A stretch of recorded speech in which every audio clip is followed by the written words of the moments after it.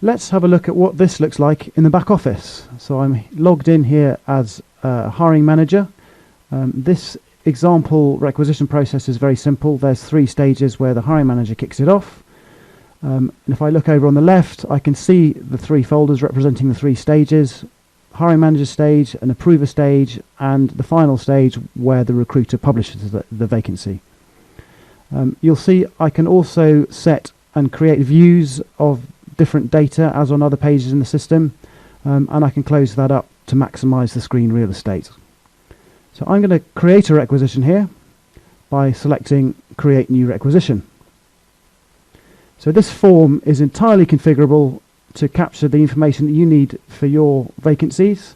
I'm just going to fill in some example data here. An account manager, this section here would be the web advert text.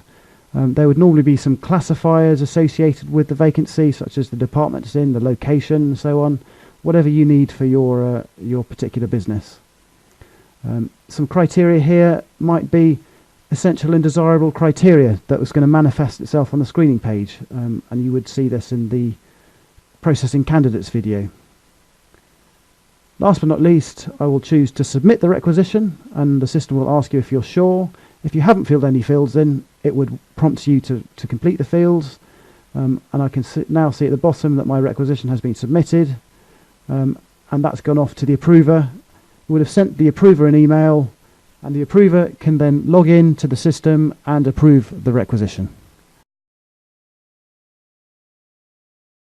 Logged in as an approver now. I'll just show you, highlighting at the top, that we're logged in as a different user. And you'll see we've got less tabs here as an approver because they have access to less functionality. So I'm going to click requisitions. I can see the requisition we submitted earlier, and I'm just going to scroll over to the right and click edit so I can approve this requisition. So this pops up a read-only view of the information that was entered by the hiring manager.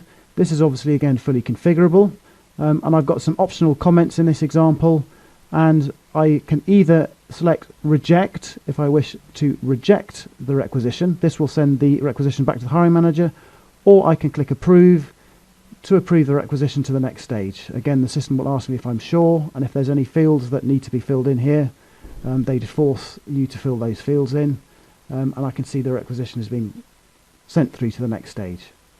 So what I'm going to do now is log in as the recruiter, which is the final stage of the requisition. So I'm just going to mimic the recruiter, this is a super user feature. You'll see here I've got a recruiter in the system. I'm just going to log in as them. So again, going to requisitions, I can see the requisition at the final stage, the account manager. So again, I'm going to scroll over to the right and access this requisition at the final stage.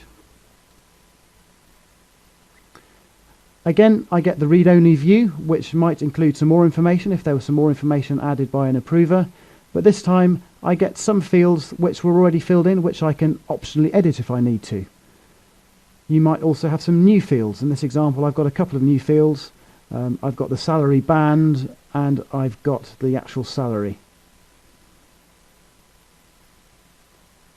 And last but not least, I select convert to vacancy, and this will convert the requisition to a vacancy in the system. And I'll just go over to the vacancies tab to show you that this has now moved from a requisition to being a vacancy. So just doing the dynamic search by typing account into the search box.